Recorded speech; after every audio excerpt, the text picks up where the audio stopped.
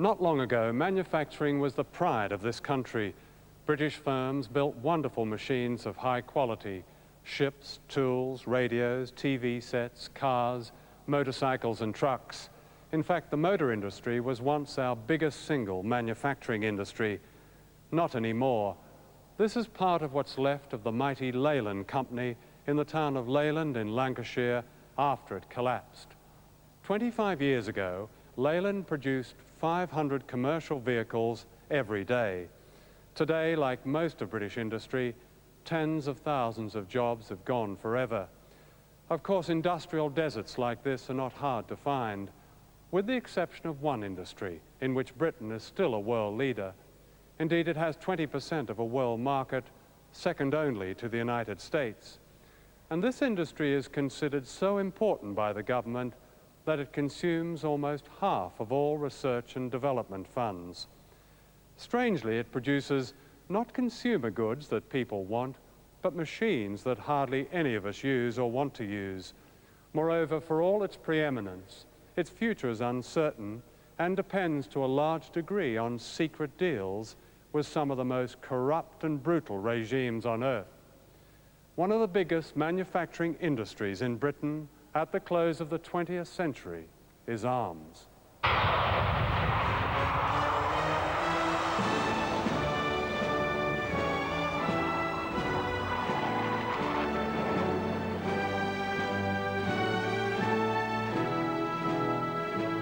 If we don't do it, somebody else will.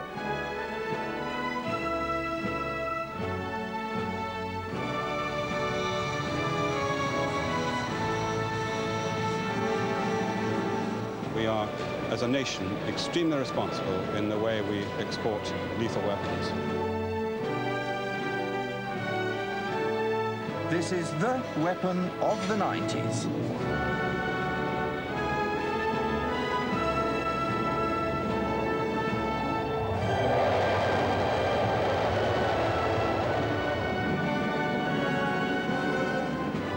Last year, for the first time, we achieved 20% of the world market for orders.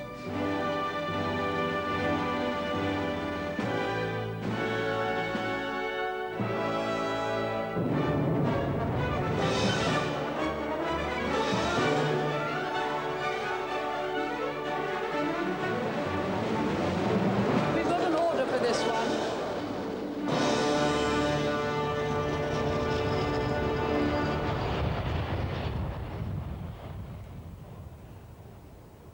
This is the Manchester warehouse of the largest dealer in small arms in the world. Sam Cummings has made a fortune from selling guns to everybody and anybody. Always, of course, with government approval. The military arms business, as opposed to the sporting, is based on human folly, which means simply two things. Number one, its depths have yet to be plumbed. And number two, it will go on forever. Here is the famous Kalashnikov.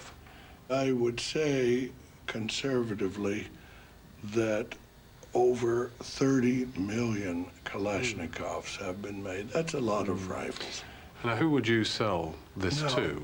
We have offered Kalashnikovs to the Gulf states, the Arab states of the Gulf, as those are licensable. We sell it under HMG license only to any government which qualifies for HMG licensing.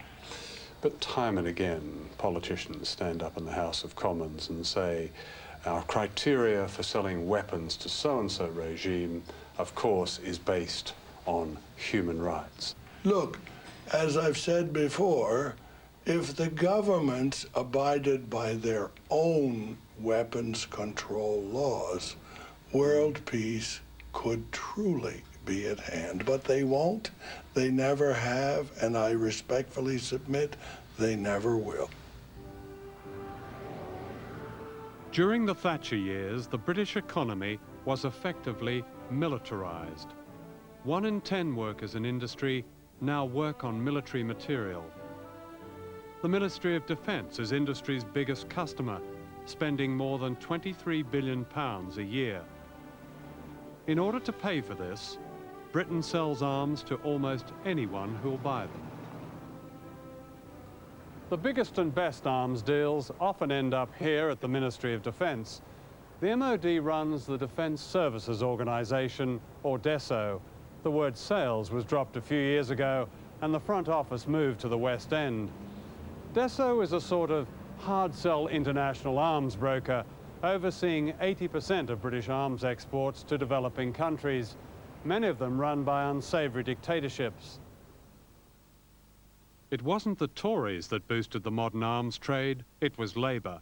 In 1966, Dennis Healey, then Defence Secretary, set up the Defence Sales Organisation with these words: while the government attached the highest importance to making progress in the field of arms control and disarmament, we must also take what practical steps we can to ensure that this country does not fail to secure its rightful share of this valuable market. How do you feel about that statement today?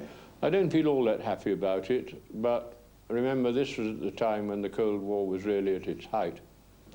There was an enormous amount of arms sales by the Soviet Union all over the world in the hope mainly of getting political advantage. But for me the main thing was to reduce the unit cost of British weapons by selling some of them abroad. I'll be quite frank with you about that.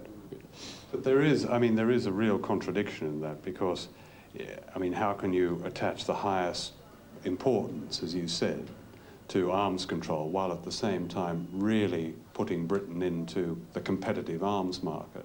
I don't think you can show that the setting up of this organisation greatly increased or even significantly increased our share of the world arms trade. If you want to control the arms trade... It didn't control it. What you did by setting this up was to help organise it a little better, surely. Yes. It certainly didn't control it, and it certainly didn't give the highest importance to making the field of arms control. No, we didn't... You set up shop. Listen, you might just as well say that because we had military forces, we were contributing to the arms race. No, that's quite different. No, but you could say that. A lot of people did say that. Well, I'm not saying that, and that's quite different. Well, having military forces. But the sale of weapons abroad, what country which bought British weapons would not have bought the equivalent if they hadn't bought British weapons? Robert Jarman is a former government arms salesman and one of the few prepared to speak out. When Mrs. Thatcher became Prime Minister, there was a definite rallying to sort of say, yes, you should be proud of what you're doing, you're exporting for the United Kingdom, you're doing a good job, and her very public appearances at, for instance, the first Farnborough she went to, she made it quite obvious from the moment she became Prime Minister that she was personally thought that defence exporting was good for the United Kingdom. If you're a favoured regime, you can pick up anything from a high-tech Challenger tank for £2.5 million each, plus VAT, to missiles to the very latest in cluster bombs. And the easiest terms are available, such as the sale to Indonesia of 24 of these Hawk fighter aircraft. The deal worked like this. Foreign Secretary Douglas Hurd flew to Jakarta and offered the regime so-called aid for trade. Within a few weeks, the Indonesians said yes to the Hawks. Shortly afterwards, the government announced massive financial aid to Indonesia, a total of £81 million in taxpayers' money.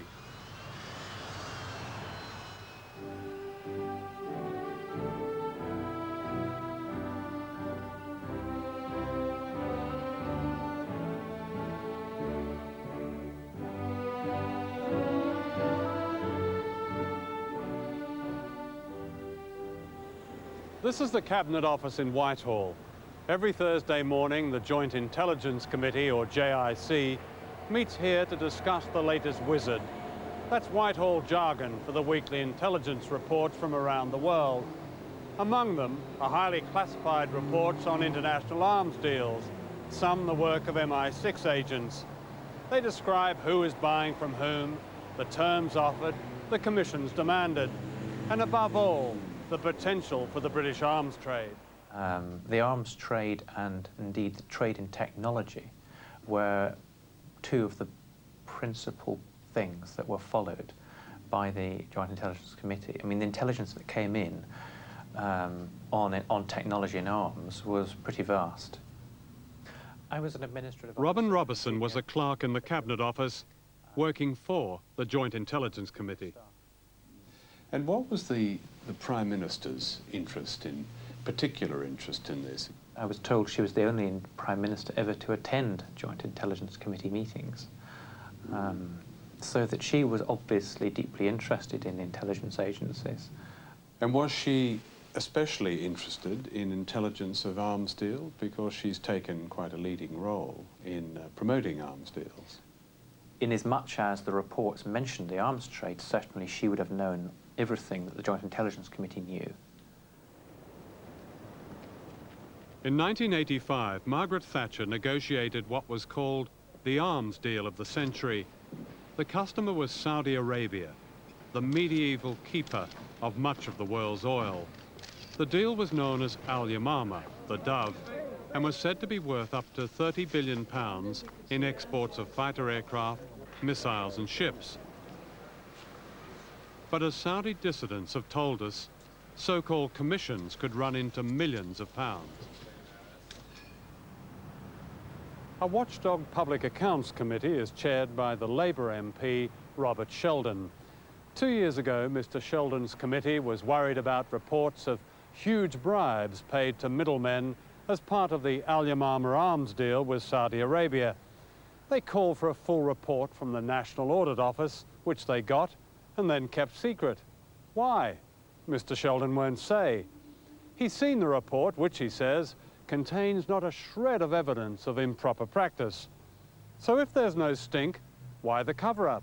Mr. Sheldon won't say, and he won't be interviewed about why he won't say. And the secrecy goes on. There's to be a new investigation into the Saudi deal, but Parliament won't be told the results until 1997, if at all. In the meantime, Mark Thatcher stands accused of making £12 million in commissions from this deal as a direct result of the connection with his mother. Mrs. Thatcher has made no comment, but Mark Thatcher has vigorously denied the charge. You have nice smiles from you both. Howard Taisha was the Middle East analyst on America's National Security Council during the 1980s. He studied top-secret intelligence and diplomatic messages from Saudi Arabia in which Mark Thatcher's name appeared. On a number of occasions in the mid-80s, I saw intelligence reports from the Central Intelligence Agency, from the Defense Intelligence Agency, and also sourced to other countries' intelligence agencies. Separately, I saw diplomatic reports from the American Embassy in Saudi Arabia, which also stated that Mr. Thatcher was reported to be involved in these arms transactions. There was no doubt in my mind that Mark Thatcher was a principal in the group of individuals promoting the UK arms transaction, and that he undoubtedly would benefit economically.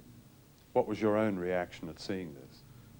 I was quite surprised to read about the involvement of the son of the Prime Minister of the United Kingdom making himself a player in an arms transaction, for the obvious reason that it would create the appearance of a direct relationship between the family of the Prime Minister and the transaction.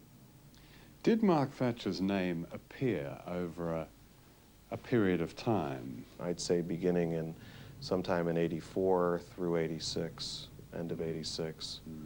So he I can't state how many times I saw his name, but I would categorize it as the frequent, many, tens of times, different sources.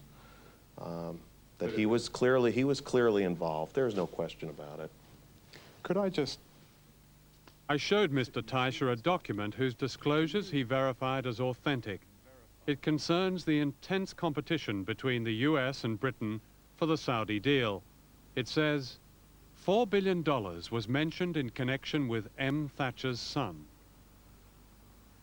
What kind of commission would that represent, do you think? On $4 billion, well, do the math. 5% of $4 billion. It's a pretty hefty commission. So the reference in connection with Mark Thatcher is clearly a reference to his group of middlemen. Is that what you're saying? What I'm stating is that the reference to $4 billion in connection with Mark Thatcher relates to the amount of money or the share of the transaction that would have an impact on Thatcher's group were it subtracted from the total sale. Well, what would happen if this was happening in the U.S.? It would be the type of circumstance that could bring about the impeachment of an elected official. There's no question about it. Unlike the United States, commissions on arms deals are not illegal under British law, but the Saudi deal raises other vital questions. Saudi Arabia is a country with almost no basic freedoms. Torture is commonplace. Women are executed for adultery. Others are publicly beheaded for changing their religion. Thousands of British jobs depend on a single arms deal with this regime, whose viciousness the British government has worked hard to disguise. Was there ever any discussion at Joint Intelligence Committee meetings or in the Cabinet Office about human rights in these countries where British arms were being sold? Wasn't a point of interest. I never remember discussions about human rights. What do you feel now about being privy to all this? I've ended up feeling worried and angry that arms were going to regimes that were quite clearly behaving in the most disgusting way towards their own people, and yet it seemed that the intelligence information that should have been stopping the arms trade was possibly helping it. In fact, British arms have been supplied to some of the worst human rights violators in the world. A British-made torture chamber was supplied to Dubai. British armoured cars took part in the Sharpeville massacre in South Africa. British communications equipment helped the Ugandan tyrant Idi Amin. Today, Britain is arming Turkey, where MPs are jailed for speaking out and journalists murdered. Nigeria, where there are public executions and torture. Chile. The list is too long for inclusion in this film. According to Amnesty International, few regimes are so casual about mass murder as the Suharto military dictatorship in Indonesia. Britain is Indonesia's biggest arms supplier, selling them almost everything from Rapier missiles to Hawk fighter aircraft. Following our film Death of a Nation about East Timor, where 200,000 people have died under Indonesia's military occupation, thousands of people wrote to their MPs and to the government to voice their concern. Some of them got these replies from the Foreign Office, replies that are models of deception. For example, the Foreign Office claim Indonesia's Hawks are only trainers. But new evidence has come to light that the principal function of the Hawks is counterinsurgency, identified here as coin. In other words, their main use is attacking the people of East Timor. The same kind of letters about Hawk aircraft to Indonesia and saying that they had no military usage would have been sent over different items to Iraq, and more to the point, to virtually any country you want to name. Everyone knows that the Hawk aircraft can be utilized in an offensive way. And when the Foreign Office writes to people saying they have assurances from, in this case, the Suharto regime, that the Hawks will not and are not being used in East Timor, How do those assurances compare with other assurances that you would have had direct knowledge of? They're about as worthless as a piece of paper that they're written on. People need to be well aware that at times they are being lied to.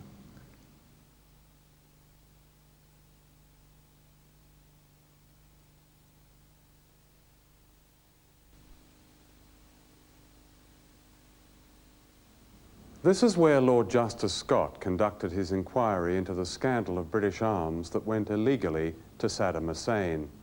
The Scott inquiry sat for 400 hours and gathered evidence from more than 200 witnesses, including the government's chief arms salesman, Ian MacDonald, who said, "Truth is a very difficult concept," and the ambassador to Saudi Arabia, David Gore Booth, who explained that half the picture can be accurate. Well, half the picture is what the Scott report may well produce, because perhaps half the important questions were not asked and half the people who could answer them were not called. Throughout the 1980s, billions of pounds of arms were being exported from this country to both Iran and Iraq by British companies with full knowledge of the British government, in defiance of the government's guidelines and in defiance, of course, of the UN. That is a far more significant issue, and if Scott was serious about it, he ought to interview the key businessmen who know about the deals because they were responsible for them, men like Sir James Blythe, Sir Colin Chandler, who were past heads of the Defence Export Sales Organisation, Sir Peter Levine, Sir John Cuckney, and high-ranking MI5 officers who also played a major role in all of Thatcherite arms deals in the 1980s. Margaret Thatcher's appearance was a star turn. She blamed everyone else, but was forced to admit that she had seen official papers that had made clear that arms sales to Iraq should be subject to more flexible interpretation. These were words she underlined in her own hand. Yet on April the 21st, 1989, she told the House of Commons, "The government have not changed their policy on defence sales to Iraq." As the chief arms salesman said, truth is a very difficult concept. The truth is that as soon as Thatcher took power, her ministers courted Saddam Hussein. A procession of them went to Baghdad. Lord Carrington, Cecil Parkinson, John Nott, John Biffen, Paul Channon, William Waldegrave. In 1981, Douglas Hurd tried to sell Saddam Hussein an entire air defence system. And when in 1985 Britain banned the sale of arms to Iraq, the flow of British arms and money did not stop. In '86, Alan Clark, then Trade Minister, led the way back to Baghdad. In '88, David Mellor, then a Foreign Office Minister, joined Saddam Hussein on his famous visitor's couch. While Mellor was being entertained in Baghdad, Saddam ordered the gassing of 5,000 Kurds in the town of Halabja.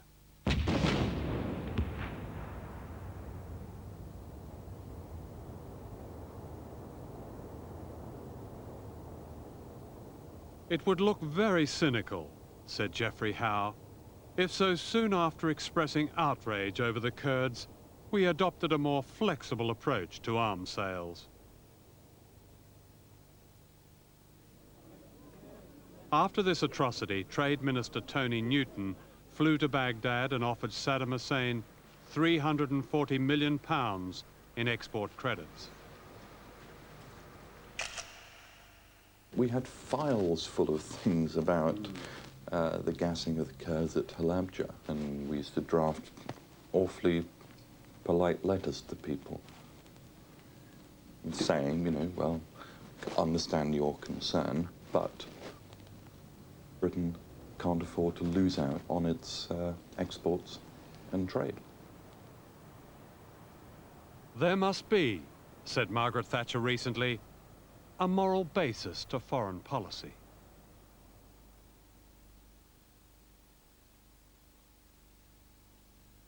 The story of the arms trade under Margaret Thatcher is exemplified by the extraordinary downfall of the Astra Company. Astra was formed in the early 1980s, and throughout the 1980s grew by a series of acquisitions, and the last of which was a company in Belgium called PRB, which Astra bought in late 1989. It subsequently transpired that that company was involved in a whole series of contracts which were going to countries other than that which was stated on all the documentation, and in particular that company was involved in making parts for the supergun. So the PRB was involved with sending the supergun secretly to Iraq? Via Jordan, yes. Via Jordan. PRB had a contract on its books which was involved in the propellant for the supergun, and that was going via Jordan. Mm. Now, the new chief executive of Astra began to investigate this, didn't he? Could you tell us what happened there? Once Chris Gumbley found out about the supergun propellant contract, both he and the former chairman, Gerald James, initiated an investigation of a whole series of PRB contracts. And in particular, I believe the management were trying to find out where the substantial commission payments or bribes on those contracts were going, and to whom they were going. We were in receipt of 2 letters from Gerald Bull, and those letters spelt out very clearly that there was strange government activities going on. And of course, Gerald Bull himself, known as the inventor of the supergun, he was murdered. He was killed an hour after Gumbley had left him, but he had made it quite clear to us not only that we were being used extensively for covert purposes, but he also made it clear that there was a vast network of corruption involved as well. In 1984, Britain and Jordan agreed an arms deal worth £207 million. Once again, a huge and secretive arms deal bore the personal stamp of Margaret Thatcher. When did your suspicions about the Jordanian deal really start to worry you? Well, quite early on, because I knew that one of our acquisitions was involved in I thought, a relatively minor way, but the magnitude of our involvement in the Jordan package, which was reported to me, was £100 million of propellant, which I think at the time exceeded our group turnover. And you weren't aware of this? Absolutely not, no. How could you not be aware of it? Here was 100 million, if you say that was greater than the group's turnover. That's staggering, isn't it? Well, I wasn't aware of it because our names were being used, our note paper and our name was being used for contracts which were really being operated by other people. And who were these other people? I think it was IMS, a company owned by the, or what it was owned by the Ministry of Defence. It was a separate organisation from Defence Sales, which handled what I would term perhaps the more covert activities of the government. All right, so IMS was manipulating Astra to the tune of £100 million? Yes, that's the only conclusion I could draw from what happened and the people I spoke to who were in a very good position to know what was going on. Could you just give me an idea of where the equipment was ending up? Well, a high proportion of it ended up in Iraq. There are photographs showing ammunition boxes clearly with the lettering RO as to Royal Ordnance and Iraq and the date of the letters of credit, which would seem to confirm that position. Used in the Gulf War? I would think almost certainly used in the Gulf War, yes.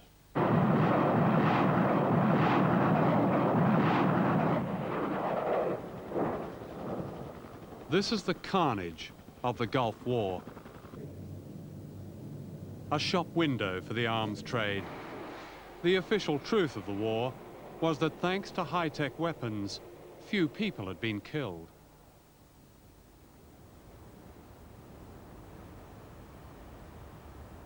As you saw in the Gulf War, there is now an expectation that significant conflicts can be fought with minimal casualties.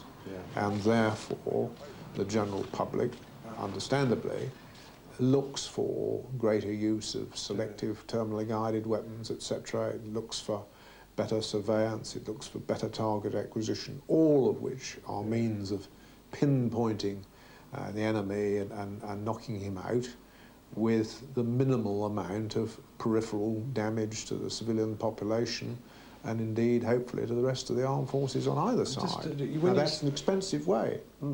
You said with minimal casualties. Some of the more authoritative estimates are that the numbers killed in and as a result of the Gulf War ran up to 200,000 people.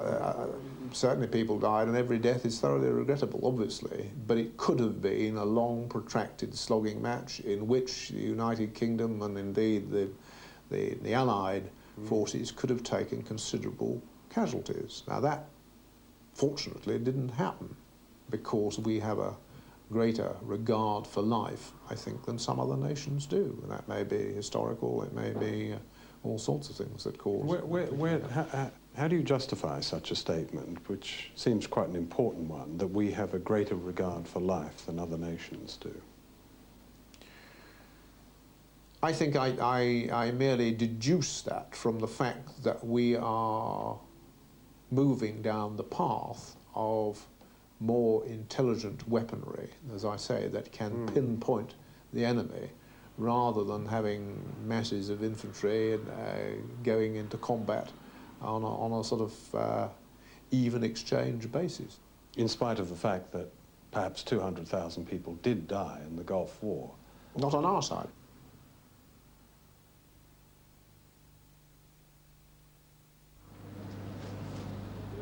Selling arms is really no different from selling cars or kitchenware.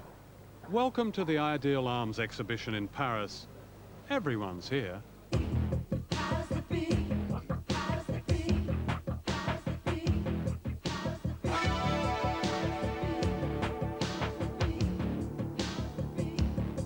They like a tough game, no rules. Some you win, some you lose. Competition good for you. They die to be free. The powers that be. They like a bomb-proof Cadillac, air conditioned old tap, backseat gun rack, platinum hubcaps. They pick horses for courses, they're the market forces. They like order, makeup, limelight, power, game shows, rodeo, Star Wars, TV. They're the powers that be. If you see them come, you better run. You better run on home. You better run. You better run. Can I ask you what you've got here, what you're offering? It's a Mark 19 grenade machine gun.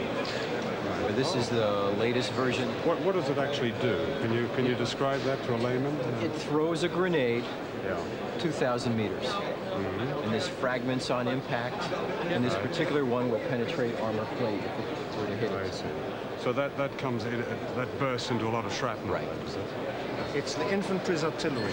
So what can it actually do against an army or against... To stop it, because you're taking a limited amount of high explosive and spreading it like a shower. Yeah. All you want to do is just wet the surface.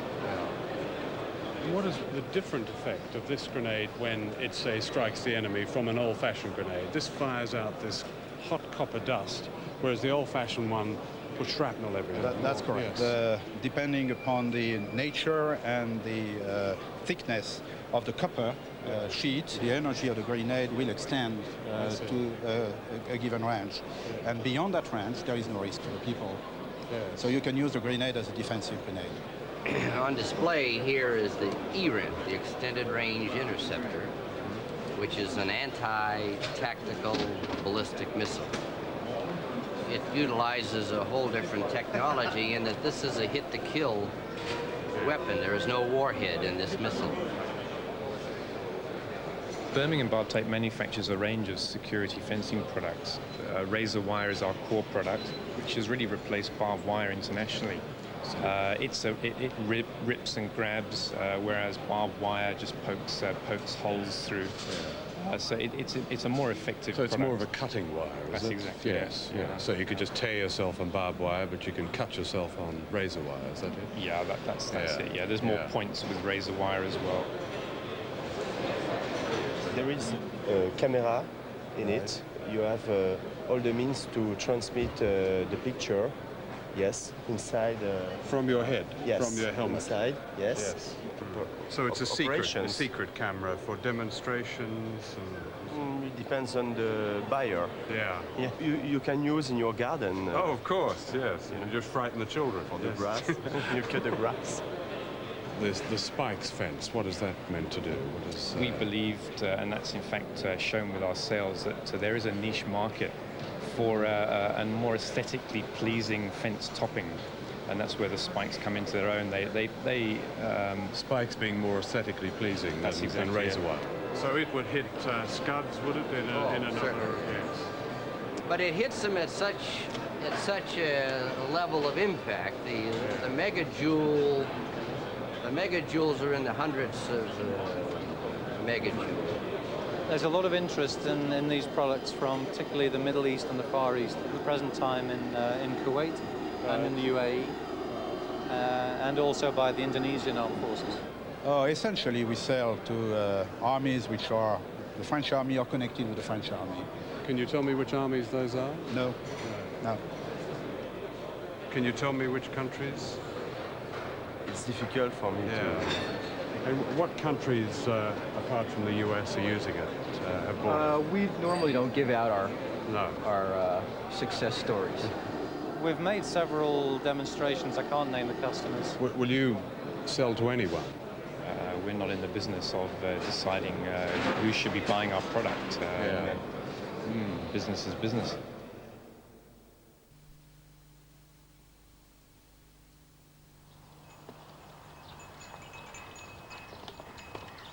This is Cambodia, where up to 500 amputations are performed every month, the result of landmines.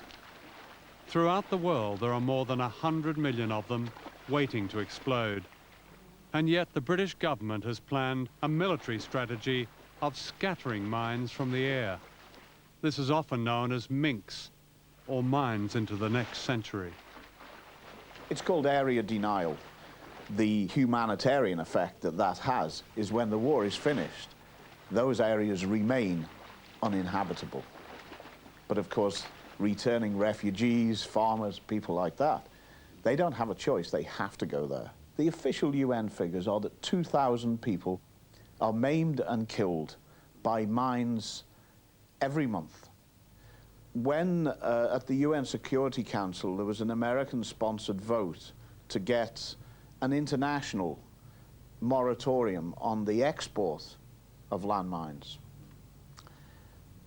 the British government initially was going to oppose it because it became clear that this would put them in an impossible situation politically and in an embarrassing situation. In the end, they voted for the moratorium, the international moratorium, but with a rider to their vote, with a note added that this didn't apply to British mines.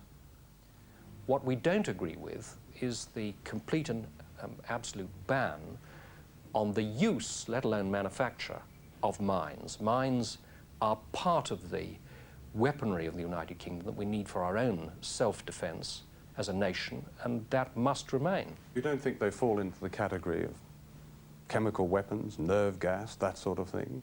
A lot of people are suggesting they are in that category. I'm answering for the United Kingdom, and I'm quite clear that we need to retain in our capacity, in our national arsenal, mines, but they've got to be used properly so that the civilian population is not endangered, and they've got to have the capacity in the future, the new technology of mines, that they self-destruct.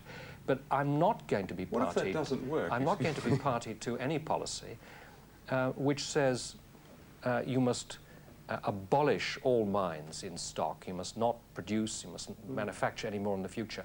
We need that capability, devastating though that use can be, for the defense of this island. politicians don't examine the real cost of anti-personnel mines. I'm not interested in disarmament for a political reason. I'm interested in stopping things like this. This little boy, little Afghan boy, was born in the refugee camps, had lived all his short life dreaming of going home. His mother and father and aunties and uncles had told him about Afghanistan. And finally, he was going home to his home in Ghazni. And the United Nations High Commissioner for Refugees provided the transport. He was repatriated from the camps in Pakistan to his home. Within minutes of climbing out of the truck that he returned home in, he ran in the fields to look at his country for the first time in his life, and he was blown to pieces. Quite literally, he died a minute or two after this photograph was taken, because somebody somewhere wanted to make a profit. This is Gairloch in Scotland. Behind me is the Trident nuclear submarine base. Neither the government nor the opposition hardly ever mention it. It's one of those gentlemen's agreements that are a feature of British democracy. The government claims that Trident cost £10 billion. Greenpeace says the real figure is more like 30 billion over 20 years. Last year, the National Audit Office revealed that £800 million had been wasted building facilities for Trident. That's more than the entire cost of the cuts in Britain's conventional forces announced this year. Certain items have gone up, you're absolutely right, and the works programme at Faslane and Coulport was not completed satisfactorily in terms of the total cost overruns. And there are parliamentary reports on that, and doubtless I will be having to answer questions about that. But for the submarine itself, the missile and the warhead, the cost of that is less than was forecast. So overall, the Trident programme has cost the nation less in real resources than was forecast. Trident was built for the Cold War, so what's it for now? Well, it's said to have a new role about which the government says very little. This is known as sub-strategic capability. What does that mean? It means that a new threat has been found. It was best encapsulated by the new head of the CIA last year, who said that we have slain the dragon, that's the Cold War, Soviet Union dragon, but we now live in a jungle inhabited by poisonous snakes. That's all the threats from the south, whether it be the Middle East, Latin America, or elsewhere. And the clear indications now that Trident could have a single Trident missile fitted not with 4 or 6 large nuclear warheads, but just one relatively small nuclear warhead, say 10 to 20 kilotons instead of 100 or so kilotons. And one single missile in a crisis could, for example, be fired as a demonstration shot at some sort of putative Middle East aggressor state to show it that Britain meant business. Is this a real possibility? This is talked about quite seriously in military circles in Britain. Virtually never in public, but in private, this is the line of thinking. There is no political debate on any of this because the government and the Labour Party have effectively the same policy. It seems to us, if you look at the real world, there are countries in the world which do not have the stability even of the Soviet Union, where you've got dictators in power who could actually cause damage on what we call our civilized West. And there are countries in the Middle East and in parts of Africa that already have missiles which can reach halfway up Europe, can reach up halfway up France. Who are they? Well, I mean, it's quite clear. I mean, there are countries, Iraq had this sort of capability. There are countries like Libya had this sort of capability. But are you seriously suggesting that we keep Trident with its intercontinental ballistic missiles to deter Scuds from Iraq and Libya or... Yeah, but you're not only talking about Scuds, you're talking about missiles which are becoming more advanced than that. But are they likely to fire them at Britain? I mean, is this a serious proposition? Well, we don't know. This is the real cost. It has been estimated that the money spent over the years on nuclear submarines would restore a national housing program and virtually end homelessness. It would also restore the transport system and stop the hemorrhage of teachers from schools by raising salaries to a decent level. And it would pay every outstanding bill in the health service and ensure that no one died waiting for an operation. It would also allow non-military research and development to catch up with the best in Europe. And what was left over could be invested in converting industry to peaceful production.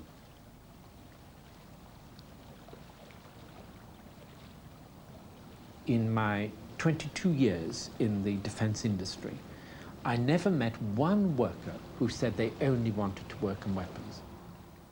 Professor Michael Cooley was a leading design engineer for the defense contractor Lucas Aerospace.